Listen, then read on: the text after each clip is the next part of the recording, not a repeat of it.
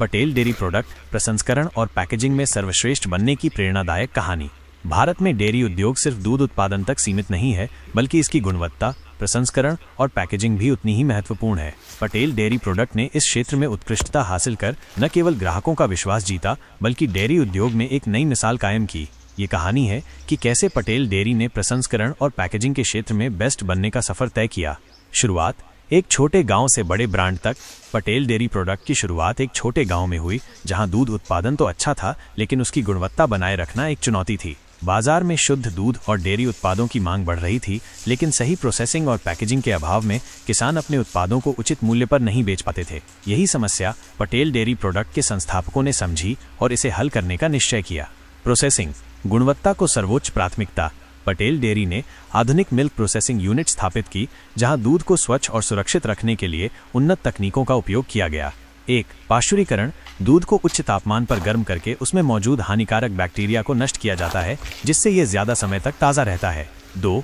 Homogenization, दूध की गुणवत्ता बनाए रखने के लिए ये प्रक्रिया अपनाई गई, जिससे दूध की मलाई समान रूप से फैली रहती है और स्वाद बेहतर होता है।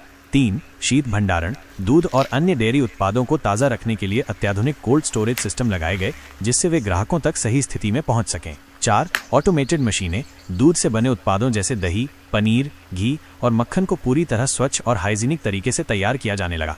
पैकेजिंग, विश्वस्तरीय तकनीक और ग्राहकों का भरोसा।